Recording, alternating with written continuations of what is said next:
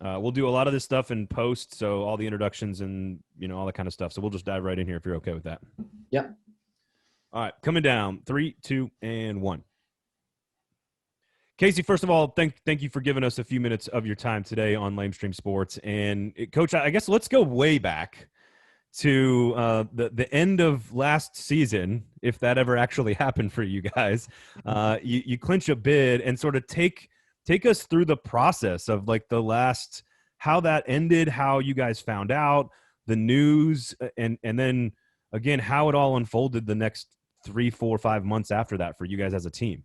Yeah, certainly interesting time to say the least. I think in reflection, we're obviously very thankful that we had the chance to play our OVC tournament, to play Murray State in a championship game, a high-level game. Both teams play well. We win. We cut the nets down. That's a memory that not even COVID can take away from us, And so we look back on it and we are thankful we had that opportunity. We are, as you know, probably our league is one of the first to see its tournament to completion. So we finish on a Saturday, and it's 13 days later until Selection Sunday when we find out who we're playing. And so we gave our guys off on Sunday, Monday, Tuesday, came back and practiced on Wednesday. And there was already a little bit of a buzz about, hey, there's a good chance this tournament's going to be played without fans, So it was a letdown for sure. But we plowed through that practice. And by the time we got to Thursday's practice, the writing was really on the wall. And it was, hey, we're going to be lucky if we're playing. We got to practice until they tell us we're not, but we're going to be lucky if this tournament goes on. And then just an hour or so after that practice on Thursday is when the announcement was made that the tournament was going to be shut down. So we came back Friday morning and had our last team meeting. We were actually on spring break, so we were going to let the guys leave. And everybody scattered. So we went from practicing one day to going home the next. And literally it was the end of August until I saw some of those guys again. And so nobody would have seen it that way, ever believed. Obviously the pandemic, nobody was expecting that, but just, going from practicing one day to 5 months later, seeing the majority of the team for the next time was pretty unbelievable. Most of those kids had never had spring break before, had they? I mean, because between tournaments and then if you're in something, between conference and NCAAs or NIT or whatever else, they're not really going to the beach. Yeah, there've only been a couple of years since 2006 where we haven't played in either the NCAA or the NIT. And so, yeah, if we're down at the beach for spring break, then that's a bad sign because that means the season didn't go like we wanted it to go. But so they were gone. We met with our team on that morning, and my family was already going to the beach. And so I said, you know what, I'm not gonna be able to do anything here. And it was so painful. I said, I'm just gonna go too. I'm gonna pack up. I'm gonna go sulk by myself in front of the ocean, I guess. So let's fast forward all the way to what I'd love for you to do, Casey, is explain in detail sort of what a normal sort of preseason October, November would feel like, sort of on a granular level, like a day-to-day, week-to-week basis, and then what this one has been like for you. Sort of give the fans the idea behind how different your day-to-day operation is today versus in this year versus a normal year. Yeah, I'm going to take you back farther than that because we typically turn the page to a new season in June. Actually, Memorial Day is when our players arrive back on campus for the summer session. And we have a lot of time in the summer where we can have workouts and practice, for lack of a better way to put it. We spend a lot of time together. Your freshmen are there for the very first time. They're going through strength and conditioning for the first time. They're integrating themselves into the program for the first time. And so we get a lot of work done in the summer that used to come in the fall.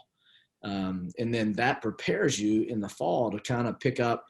In a lot of ways, it's like there are no rookies anymore, because those guys were there all summer, and they come back to school and we hit the ground running. You got to be smart about how much you ordinarily that you do, but lifting, time on the floor, things like that from the moment school starts in late August until the first game, it feels a lot like we're in season. And so in this particular case, They didn't come June 1st, so we backed that up to the middle of June, and then we backed it up to July the 5th, and then we backed it up to August the 1st, and then they showed up on August the 23rd. That was the first day that our team was on campus. We couldn't do anything until the second week of September because of testing, quarantine, reacclimatization, things like that. And then since mid-September, we have had more days in quarantine and through contact tracing than we have practice. And so we're nowhere near, even today, we've played 4 games. It's December and, and we have no idea who we are, what our pieces are, what order they go in, and so we are literally just a shell of ourselves compared to where we would ordinarily be. So where would those freshmen normally be? Because a lot of times freshmen will come in, particularly in the non-conference part of the schedule, and contribute. Yeah. And there are a lot of unknowns, and it's, and there's a whole nother element to it for those guys that has nothing to do with basketball. I mean, they're away from home for the first time. They're on a campus where you have to have a mask to go anywhere, and they should. A lot of their classrooms are remote learning. The housing policy at Belmont is you cannot go in another person's room. So you've got guys that they can't go in the locker room. They can't go out to eat. They can't hang out with their teammates. They can't practice on a lot of days. They've all spent, everybody on our team since that September period has spent at least 30 days in quarantine. At least. Everybody on our team, and some guys closer to 50. We have 2 guys on our team that had 1 day in November, 1 guy had 2 days in November, and so that's, and hey, believe me, I know that's not just us. I mean, there's, it would be amazing, if we all knew what went on behind the scenes at Vanderbilt football and Tennessee football and Alabama football and now it's basketball. It's just the way that it goes. Is there, I was going to ask you this later, but because you just brought it up, I'd like to explore this a little bit further, because I do think transparency is one of the biggest issues, and it's a much bigger issue at a place like Tennessee or Alabama or Ohio State football. And I understand that access and sort of transparency, it gets better as we go down. Is there would you be okay with any sort of NCAA legislation at the conference level? I don't know what it would look like, but would you be okay with, because I think it wouldn't just be for COVID. I think access to players would make fans better. It tells the stories of the kids more. I think there could be more transparency in college athletics writ large that would be beneficial to everybody involved, not just, COVID related. I do think it would be better, and we all, honesty is always the best policy. But at the same time, we have to be protective of certain information and certainly of people. I just gave you a lot of information about our team and what we've gone through as far as COVID is concerned, but there's no way I can name names. There's no way, we can't have that level of transparency. And, to better answer your question, I think it's virtually impossible to legislate any of that. And nobody wants to, in my opinion, for good reason. I mean, every state is handling this pandemic differently. Local health organizations handle it differently. Universities handle it differently. The approach, your athletic director may change it from one school to the next, and so there's, we threw competitive equity out a long time ago. And, and that's one thing that transparency would offer is, okay, let's all play by the same rules and let's all do the same things. And that way we know what we're dealing with. And team A can't back out the day before the game if they have to, but you just can't do it that way. It's just, it's going to be left up to each institution, and some of them are going to do it by the book and some of them aren't. There are other teams that have been practicing since the summer. Now, I don't know if that means they didn't have any COVID issues or if that means they didn't care they had COVID issues. It's different from one place to the next. What kinds of conversations are you and Scott Corley, your AD, having with, for lack of a better term, peer institutions or similar programs? Are you guys trading information about best practices, or are you trying to, are you having conversations with folks about how they have responded to quarantines and to outbreaks on campuses? Yes. But not nearly as many as we did, I give Scott Corley, our athletic director, Kim Anderson, our trainer, Renee Schultz, who's an administrator here. I mean, it's unfair the amount of work that they've had to do since March for us to be able to play a basketball game. I mean, they're COVID experts, and they've been on more policy making, protocol taking, procedural developing Zooms and conversations with Belmont. They've done it with the OVC. They've done it with the NCAA. They've done it with, working groups that, it's ridiculous what they've had to endure just to make the best decisions. And, it's easy for me as a basketball coach to say, hey, we ought to be doing this, or they're doing that. Hey, that's what they did when they had a positive test, but when you're in an administrator's shoes and you're responsible for 15 teams and 300 athletes, and you have a responsibility to the greater Belmont community in our case, and what our executive level administration expects from us, then, really you have to just make your best judgment under all of those parameters, follow in line, really. So I promise we don't want to make this entire thing about COVID. So one more, and then we'll move on, and we'll talk basketball, we'll talk media, we'll talk messaging, because I know you guys got a lot of fun games coming up for fans. That you got a really cool promotion with the Bruin in the seats that gets donated. It's really cool stuff that you guys are doing. So last one on COVID, I promise. But try to give people pre-COVID 0% of your week was spent on worrying about some global health issue. What percentage of your week is now dedicated to, whether it's testing, tracing, conversations, messaging to the media and to fans, as well as to your players? Sort of how much of your day is it taking up? Well, it impacts almost everything that we do. I'll tell you that. I mean, we have to test 3 days a week. That's a 30-minute process to get their weight, everything else. But I mean, we're talking about, we practiced the national anthem and where people could stand so there's no contact tracing. We practiced starting lineups and where they could stand. We move guys around in the locker room. The only time we've been in the locker room together is for our Sanford home game last week. That's the only time we've ever been in there. Generally they go in pods, and they can only dress. There's been no showers, so it literally at practice, they stand in certain places when we're taking breaks. They know who they can sit. We have assigned seats on the bus. We get on the bus from back to front. We don't eat any meals together. It's all box lunches, takeout lunches, everything else, so it's impossible to escape. And those are all preventative measures. We don't have to do those things, but they're preventative measures for contact tracing, and it's just what we have to do. So no matter what I want to do as a basketball coach to help our team just be basketball players and a basketball team and play a basketball game, I can't avoid COVID.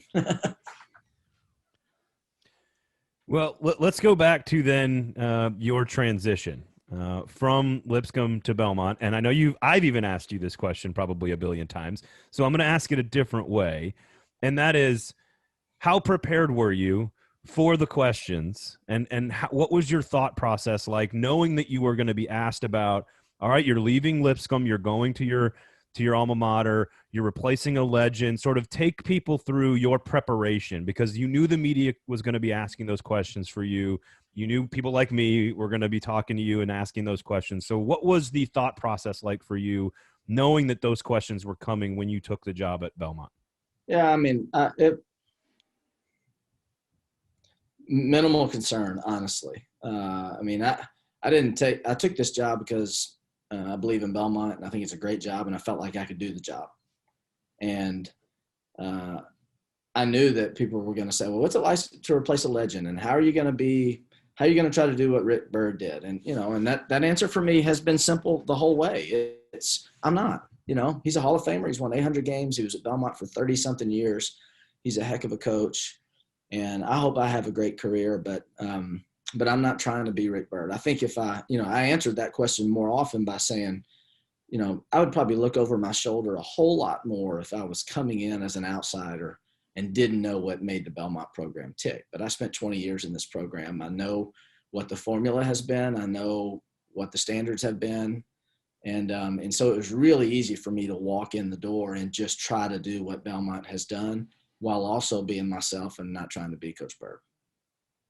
The Lipscomb thing, completely different. I mean, it was, I think there was a lot more surprise and head scratching when I took the Lipscomb job than when I took the Belmont job. You know, I mean, it was, hey, what's that Belmont? What are they doing hiring a Belmont guy? And why would Casey even go to Lipscomb? I mean, he's a Belmont guy, you know, and so coming back to Belmont, I probably hurt some feelings, you know, when I left Lipscomb. But I would consider that to be a good thing. I mean, I genuinely could not have enjoyed my experience at Lipscomb any more than I did. I miss Lipscomb every day. I love Belmont, and I miss Lipscomb every day. People don't want to believe that, but there are great people there. I had a great experience there. I cried like a baby when I told them I was leaving. But I did all that because I believe in Belmont. I wouldn't have taken the Belmont job if I didn't think it was in a better place and gave me a better future. And so that's the reason I did it. We talked about this when you took the Lipscomb job. You had a connection back to Meyer and to the folks in that program that wasn't necessarily very evident from the outside. I mean, you were a Belmont guy, but you had this kind of personal connection back to Coach Meyer. Was that transition? And I know it was hard. Was that transition personally tough? And was coming to Belmont, did that feel just like kind of like putting on some old shoes, like something that you already knew? Was coming to Belmont personally tough? Right. Going to Lipscomb personally tough. Which one? Coming back to Belmont after you had already sort of established the program and you'd taken them, you'd taken them to new heights, you know, in the NCAA. How was it tough to come back to Belmont? The only difficulty in coming back to Belmont was leaving a place that I genuinely loved and had great relationships with. I liked the kids in our team. I loved the administration. I had a lot of friends, you know, and we had done really well. So that was what was tough about coming back to Belmont. There was nothing in and of itself that was difficult about coming back to Belmont. Belmont is thriving even in the middle of a pandemic. It's doing really well. It has great people. It has great leadership. It has a great future. It has a remarkably strong basketball program that's had a lot of success over the last 10 years. You know, and so it was totally a win and an easy decision in that regard to come back to Belmont. Very difficult to leave Lipscomb. Very easy to come to Belmont. Well, let's stay there. Sort of the other question, which is, you're at Lipscomb to start, and you're there, and you're getting to work, which means you've got to recruit, you've got to talk to the booster circle, you've got to do all that stuff. Sort of what how did you view the message that you needed to portray to Lipscomb people, fans, media, recruits, boosters, whatever? To, you know, again, like you said, you probably got more questions when that happened than when you took the Belmont job. Well, I mean, whether it's Belmont, Lipscomb, Stetson, Brentwood Academy, or the Tennessee Titans, I mean, I think you have to be your authentic self if you're going to be any good at what you're doing. And so I didn't put any real thoughtful strategy behind how to behave or what to say or how to act. You know, I mean, I just carried on about my business and tried to do what I think is the appropriate thing to do, whether that was with our team or with others. I mean, I think it's, you know, if I go out and try to be the life of the party, then that's not really my personality. That's not gonna go real well, you know. And if I go hide myself in a bunker because I don't like people, that's probably not gonna go real well either, you know. So I just try to be honest. I try to care about the people that I'm around. I try to be kind to the people that I interact with. I try to be available when I'm needed to media or administration or marketing or whatever. And that's really just the best that I can do. Casey, when a school like Belmont has gotten a lot of notoriety, whenever it's been in the tournament, it's always, oh, this, you know, it's a hot upset pick, or it gets a lot of attention relative to kind of its position in the tournament. How do you use something like that to recruit? Because that sort of attention at that time, you know, on a big national stage, is a chance to maybe reach some kids who didn't know who Belmont was, or weren't as familiar with the program? Yeah, I think that's evolved over time, you know, and I think in the early days, first couple of championships, you know, we were a fun team to like because of our style of play and you know, a little bit of appeal that way, you know, but more than anything now with recruits, I mean, we'd be foolish if we didn't talk about, and we talk about this a lot, just demonstrated ability to win. And, you know, we've gone to 9 NCAA tournaments since 2006. Unbelievable number of conference championships along that path.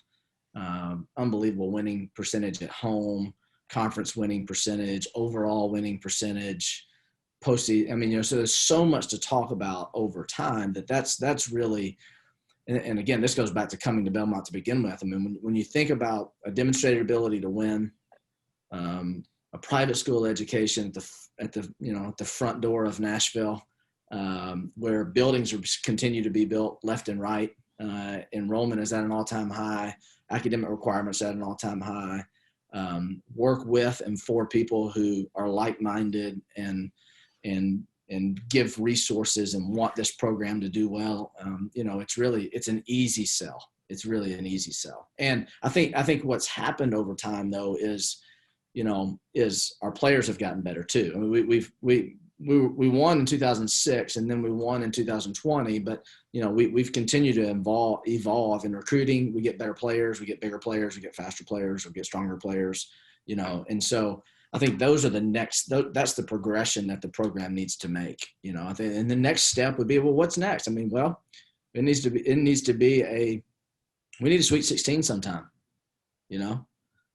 We need multiple years of NCAA tournament victories.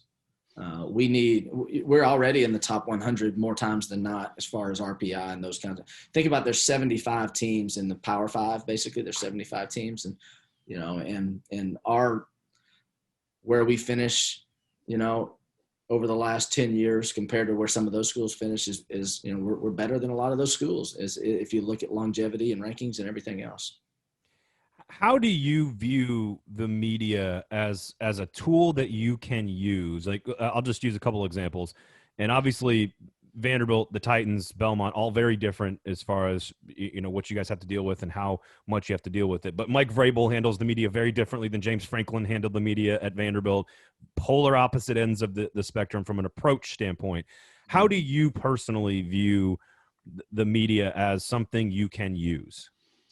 Well, to be fair, I've never been in a situation where I was a target for the media, you know. I haven't had a lot of. But we can change that. Yeah, right. Say something bad about Lipscomb right now. You know, and it's it's the catch-22 of being at a place like Belmont where we don't have, you know, thousands of people on message boards wondering why I played so and so instead of so and so, or what about my third down decision. You know, and so we just don't have that kind of scrutiny from the media. So it allows me, again, just to be myself. I mean, I see the media as an ally for us. Greg Sage, our I don't know what his official title is, director of media relations, maybe, is unbelievable, is casting a net to try to help Belmont get its name out and to do things just like this so that people are aware. But, you know, to try to be protective or in any way burn bridges or, you know, got to be smart about what I say, but I don't have anything to hide at the same time. You know, I think where coaches get a bad rap sometimes, I heard it this morning about Jeremy Pruitt. You know, I mean, I think sometimes, and Vrabel as well. I mean, a coach, you guys get mad when we use cliches like, well, you know, it's really important. The game really comes down to getting off the field on third down and converting third downs or whatever. You know, for us, the game really comes down to, you know, being sharp on offense and getting stops on defense. And that sounds like we're being even condescending to the media sometimes because we're not expanding on that, but that's as simple as it is in a lot of cases, you know? And so, but it's a fine line, you know. I'll say this: at Belmont, we welcome all the media presence we can get.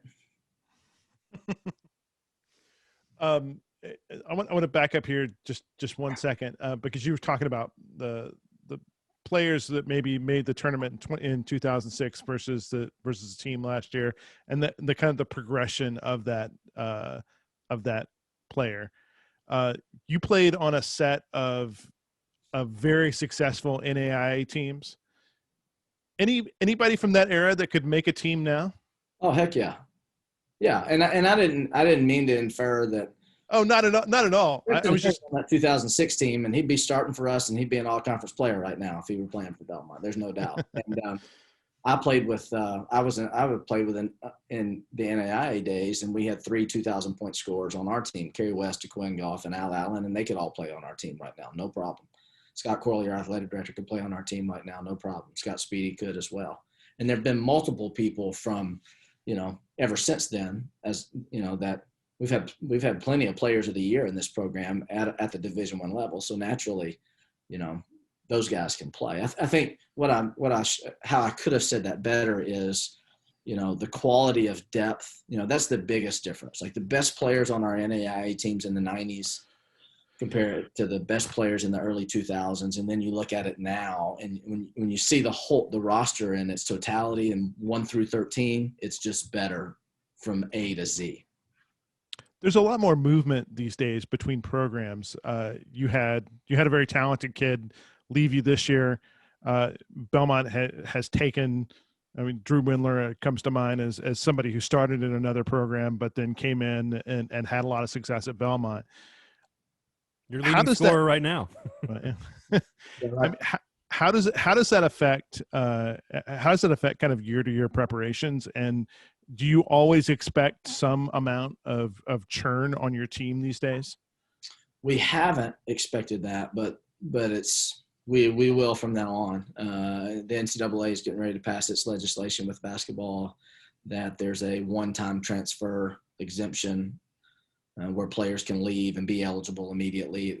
Most all the other sports already have that in place, but that's getting ready to happen. And so when you take away that penalty is probably not the right word, but when you take away the fact that in basketball, kids have had to sit out if they transfer, that kept a lot of people from leaving. But now when they see a greener pasture somewhere else and they know they can go and they can play right away, there's just going to be so much more. And there's a high level of poaching in basketball. There just is. There are a lot of schools that are recruiting off of other people's teams, and that element of recruiting and the transfer issue that we have in our game is going to skyrocket, and it's going to make it miserable. But so what does that mean for us? It means our only agenda can be to give our players the best experience we can give them, and hopefully they'll feel loyal enough to Belmont to stay. But the reality is you have 13 scholarship players, only 5 of them play, so it's hard for everybody to be happy all the time. So is there a way within that ecosystem to market your brand outside of just put in the tape and look how good we are and look how much we win? And, you've rattled off all the statistics. Is there, if that's going to be the ecosystem, right? And yeah, and it's not. Belmont's success has been because we have stayed true to our model. Our model has been high school kids who are at Belmont for 4 or 5 years, because we've redshirted a high percentage of kids through the year, really develop players over time, consistency over time, not rolling the dice on transfers. There hasn't been a single instance in the last 25 years where Belmont's been caught in the spring or summer trying to put a roster together, and so that stability, dependability, cohesion, those kinds of things have been kind of a staple for our program. And so we're not going to intentionally jump into that market where, all right, well, how can we get in the game here? We need to try to figure out, who the best 4 men are in the country, and let's go figure out what their status is, and if any of them are leaving and that sort of thing. It's just not the way that we're going to operate. I think the more you operate that way, certainly you can catch lightning in a bottle sometimes, and there are a lot of different ways to do it. But I think your risk reward goes way up when you look at it that way. Obviously, we want to talk about Jacoby and Luke in the squad this year, but one more from a media perspective. And basketball hasn't had to deal with this as much because you guys have sort of just, like you said, just been away from each other. But a lot of the social justice stuff and the messaging, a lot of coaches out there are leaning into that. Name, image, and likeness is coming as well for college athletes. A lot of coaches leaning into that as well. It feels like and you tell me what you think about this. I feel like the coaches who are going to lean into allowing their players to have a larger platform, to be more of themselves, that may come with some lessons, but it also means that they will be out there and free to sort of be who they are as well. Is it wrong to suspect that the coaches in both basketball and football who allow that to happen more are going to sort of maybe be able to find success quicker, whether that's a recruiting thing or a culture building thing? Does that make sense at all to you? Yeah, I understand what you're saying. And, I think, first of all, let's acknowledge this. I think we're all, not because of the circumstances that spurned on the conversation of social injustice and racial injustice. Nobody wanted any of that to happen by any stretch. But humanistically, as a nation, I think we're in a better place right now than we were because of it. It's much more of the conversation.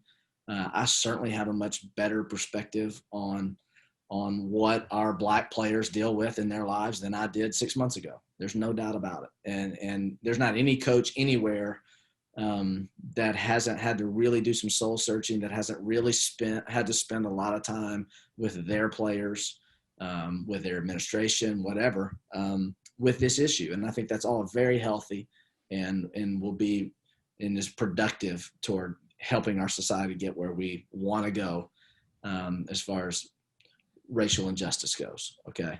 Now then, so what happens after that? What do you allow? What do you not allow? What's appropriate? What's not appropriate? I mean, that's, you and I are going to think differently on that. Steve and I are going to think differently on that. Belmont and School B are going to think differently on that, and so you kind of have to, I think it's really important that you acknowledge where we are. I think it's really important that you allow your players to have a voice and to be heard and to have the ability to express themselves, but it's the beauty of a team, in our case, that the team always comes first. And it doesn't matter if it's racial injustice. It doesn't matter if it's playing time. It doesn't matter if it's whatever, the team always comes first. And so that's what matters. I mean, being on the same page as a team or as Belmont is still paramount over everything else to me. Coach, I want to talk a little bit about this year's team. You've already been down to, well, I was going to say the Virgin Islands, but you ended up in a convention center in D.C. instead. But won an early season tournament. What'd you see out of that, and what does that kind of portend for the rest of the season? Well, let's back up a shade. We were supposed to go to Orlando to open the season in a really highly prestigious Orlando Invitational that included Gonzaga, Michigan State, Auburn, Xavier, really high-profile field on Thanksgiving on ESPN, and then that event folded. All right, so we're left looking for games. All intents and purposes, the event in the Virgin Islands also folded, and so that's how we ended up. Howard, George Mason, and Northeastern were the three teams from the Virgin Islands that decided, we're still going to play in Washington, D.C., and we became the fourth team in that tournament. Well, we're driving on the bus to Washington when Northeastern pulls out, and so they were replaced with Queens. So that's what our season has been so far. That's what COVID is. We were in Orlando, then we went to Washington to play these three teams. Then it became those three teams, and then we played a game in an empty convention center. But what we learned is, we learned more in those three games than we had in the 3 previous weeks of practice probably. We went to Washington, D.C., and we hadn't had 5-on-5 practice in the 8 days prior to the tournament. Wow. We had 4 or 5 guys that didn't even make the trip. And so, what we got out of those games was really immeasurable as far as the growth of our team and how it will help us moving forward. Yeah, you said shell of yourself sort of at this stage versus this stage normally. You've got a transfer who's leading the team in scoring. You got a couple of nice pieces, a walking double-double and a center that are back from last year's team. So give everybody sort of a quick overview of what your team looks like now. And I'm assuming you feel like that group is going to evolve much more so than any other team will over the course of January or February. Yeah, it's one of the real fun parts of coaching from year to year is just seeing how, I mean, again, this is, people don't like hearing this, but the journey of a season is the most gratifying, rewarding part of being a coach. Taking a team from A and getting to Z and seeing what that looks like when it's over is a remarkable process because of the amount of time that you spend, the lessons that you learn, the things that you go through. And in this case, there's so much wider distance between A and Z. You know, I mean, because where we're starting and where we'll end up, I mean, they're not even remotely close to each other, you know, and so we've got a small body of work that we, right now, that Washington trip, for example, but we still don't have guys back in their normal roles. We still don't have clearly defined positions, roles, time, you know, on the floor, things like that. If we have so much that we haven't even put in yet that we ordinarily would be staples of our program. We haven't been able to practice enough. We haven't been able to do 5-on-5 enough. And so, so we've got a lot of room for growth, which is good. And that showed up a little bit in the Samford game. Yeah, showed up a lot in Samford game. Yeah, a whole lot. And, you know, and we can make all the excuses we want with the Samford game, but the truth is they played a lot harder than we did. They executed what their coach asked them to do a lot better than we did. And so, you know, that's my number one job as the head coach, is to make sure that our players know what Belmont does and that they do it. And their coach did a much better job of that than I did. Casey, we've got about 2 minutes here, and I'll let you go with this. You know, not many people are going to be able to go to games as they used to, but how do you want Belmont fans and Nashvillians to sort of be involved in this team? You guys are being creative with some of these different things that you guys are doing. So again, I got about a minute and a half here. Just tell everybody how they can get involved. You know, again, whether it's the Adopt a Bruin or, you know, how do you guys want fans to be more involved this year since they can't all go to the games like they used to? Well, let's first say hopefully that our attendance measures will go up, you know, as the season does. It was at 1,200, then it went to 750. Now we're playing with 250. So let's hope it trends back the other direction so we can actually get more people in the gym. But right now we have no band, no cheerleaders, and it's crickets in there. All right. But it's going to be difficult I don't envision it getting back to normal this season by any stretch. So, you know, fans need a heavy dose of social media so that they can stay connected to the program, whether that's Instagram, whether that's Twitter, whatever your normal routes are. Certainly, if they don't have an ESPN Plus subscription, they need it. It's like $5.99 a month or something like that. So they need to be watching every game and really allow us, I mean, through old school channels like email, through virtual press conferences.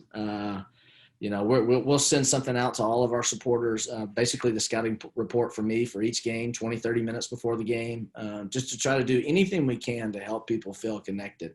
You know, it's real burdensome to work so hard for so long and to build something and then just to see it all go away, you know, like it has to this year. But people stay with us and we'll be back to normal soon enough, I hope. Casey, thank you so much, man. We really appreciate it. Thank you.